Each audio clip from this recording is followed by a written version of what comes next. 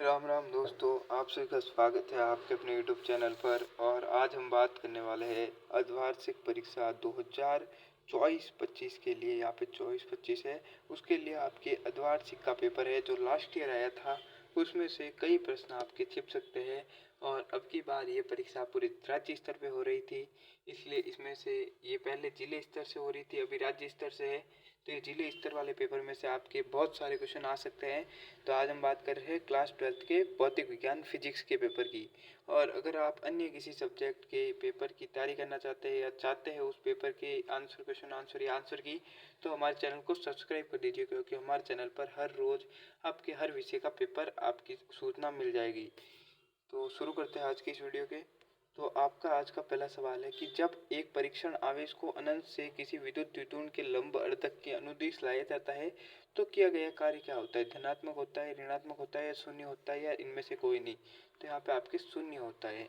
और जो जो आपको क्वेश्चन आते हैं उनकी कमेंट में आपको आंसर बताने भी है। इसके बाद आपके अगला सवाल है कि एक आवेशित वायु संधारित्र में यू नॉट ऊर्जा स्थित है या संदित है, और एक के परावैद्युतांक के परावैद्युत पट्टी को इसमें से प्रवेश कराने पर ऊर्जा होती है। तो यहाँ पे कौन सा आंसर होगा आपको बताना है। इसके बाद आपके अगला सवाल है कि एक बैटरी का विद्युत वाहक बल 15 वोल्ट और आंतरिक प्रतिरोध 0.05 ओम है, तो उसमें 10 एम्पियर की धारा प्रवाहित हो रही है, तो टर्मिनल वोल्टता क्या होगी ये आपको बताना है। टर्मिनल वोल्टता क्या होगी यहाँ पे?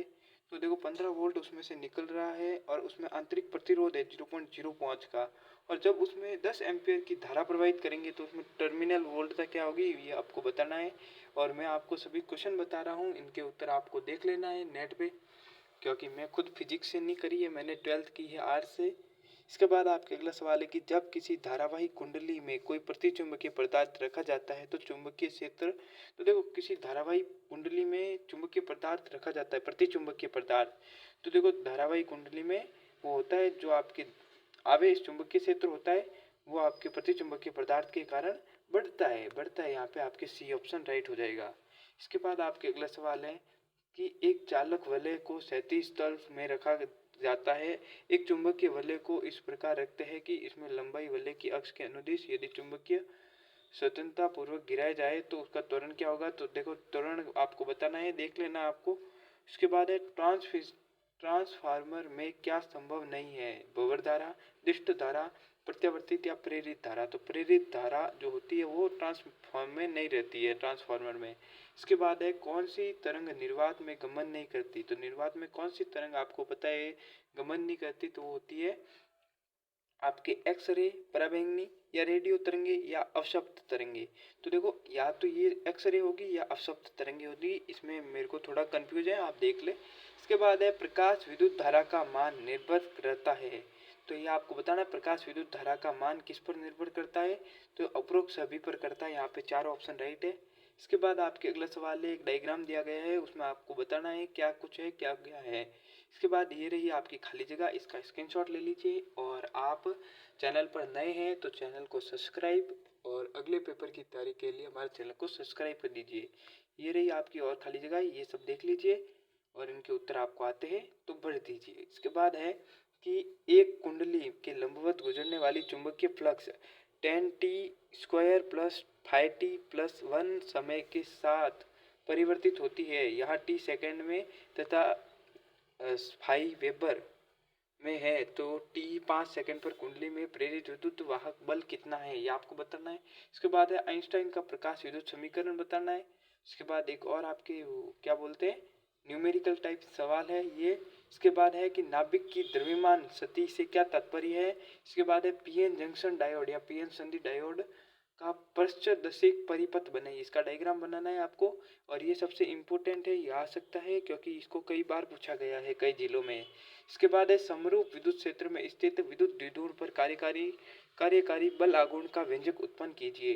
इसके बाद है धारामापी को अमीटर तथा वोल्टमीटर में रूपांतरण को समझाइए। इसके बाद है एम्पियर के परिपथ नियम की सहायता से एक सीधी लंबी परत नली के अंदर अक्ष पर चुंबकीय क्षेत्र के सूत्र को व्यापित कीजिए।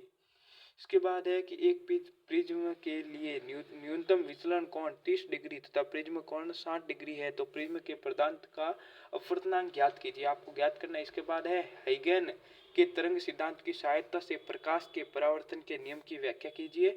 और ये बहुत ही इंपॉर्टेंट सवाल है, आपकी परीक्षा में जरूर आएंगे, ज़्यादा चांस है इसके।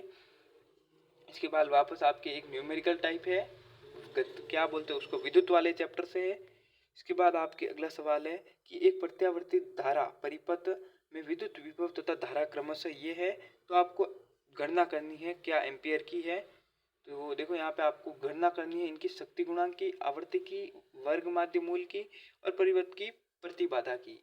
इसके बाद आपके नीचे दिया गया है, बहुत ही इंपॉर्टेंट, आपके ये बोर्ड में भी आ सकता है इसलिए इसको जरूर देखें, कि निम्न दिए गए चित्रों में युक्ति x का नाम लिखिए और इसके परिपथ का चित्र बनाकर कार्यविधि समझाइए। तो यहाँ पे ये युक्ति है, इसको क्या कहते हैं आपको कि निर्वेश संकेत और निर्गत संकेत।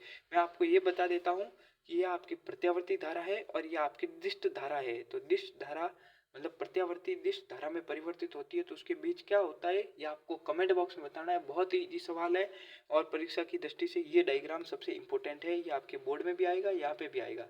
इसके बाद है कि गाउस के नियम को परिभाषित कीजिए और इसके नियमों की सहायता से किसी अनंत लंबाई के आवेशित तार के कारण विद्युत क्षेत्र की तीव्रता का व्यंजन कीजिए। ये आपके जो सवाल मैं बता रहा हूँ, ये बड़े बड़े अथवा वाले सवाल, ये आपके बोर्ड की परीक्षा में के लिए बहुत महत्वपूर्ण है। तो इनको बोर्ड की तैयारी के लिए में आप देख सकते हैं। तो यहाँ पे देखो गाउस का नियम बताना है, तो ये गाउस का नियम है और इसके अथवा में आया हुआ है ये कि विद्युत द्विध्रुव किसे कहते हैं, और विद्युत द्विध्रुव के निरक्ष पर स्थित किसी बिंदु पर विद्युत क्षेत्र की तीव्रता का व्यंजन कीजिए। तो यहाँ पे देखो ये पूछा गया है एक। इसके बाद है कि संयुक्त सूक्ष्मदर्शी के प्रतिबिंब का बनाना आरेख खींचकर समझाइए, इसकी आवर्धन क्षमता के लिए व्यंजक प्राप्त कीजिए जबकि प्रतिबिंब स्पष्ट दृष्टि से न्यूनतम दूरी पर बनता है। ये आपके एक सवाल है। और एक आपके अथवा में इसका आया हुआ है कि दूरदर्शक से क्या तात्पर्य है, और अपवर्ती दूरदर्शक द्वारा प्रतिबिंब बनने के कारण आरेख बनाइए और इसकी कार्य प्रणाली को संक्षिप्त वर्णन करें व इसकी आवर्धन क्षमता का सूत्र लिखिए। तो ये देखो आपके बहुत बड़े बड़े सवाल, बहुत इंपॉर्टेंट सवाल है। इसके बाद 18वां सवाल है कि व्यतिकरण किसे कहते हैं और संपोषी और विनाशी व्यतिकरण के को प्राप्त करने हेतु आवश्यक शर्तों को व्युत्पन्न कीजिए। और यदि किसी द्विछिद्रित प्रयोग में एक वर्णी प्रकाश स्रोत के स्थान पर श्वेत प्रकाश स्रोत काम में लिया जाए तो व्यतिकरण फ्रिंजों पर क्या प्रभाव पड़ेगा, ये आपको बताना है। और अगर आपके अगली परीक्षा केमिस्ट्री के है, उसका भी पेपर हमारे चैनल पर जल्द ही अपलोड कर दिया जाएगा, बहुत ही इंपॉर्टेंट पेपर, तो आप वो भी देख सकते हैं। और अगर आपको वो जल्दी से उसकी नोटिफिकेशन चाहिए तो हमारे चैनल को सब्सक्राइब कर दीजिए, क्योंकि उसे अपलोड करते ही वो आपके पास नोटिफिकेशन आएगी। इसके बाद आपके अथवा का क्वेश्चन है कि एकल जीरी द्वारा विवर्तन प्रतिरूप उत्पन्न फ्रिंजों की तीव्रता विवरण तुलनात्मक ग्राफ खींचिए, आपको खींचना है और ये पूरा लिखा हुआ है जो समझाना है। तो इसके बाद आपकी पेपर समाप्त हो जाता है। तो आज की वीडियो में बस इतना ही, मिलते हैं अगले आपके पेपर के साथ और इस फिजिक्स के जो पेपर आपका आएगा 12th का उसकी आंसर की के साथ। तो धन्यवाद, चैनल को सब्सक्राइब कर दीजिए अगली परीक्षा की तैयारी के लिए और वीडियो को लाइक कर दीजिए।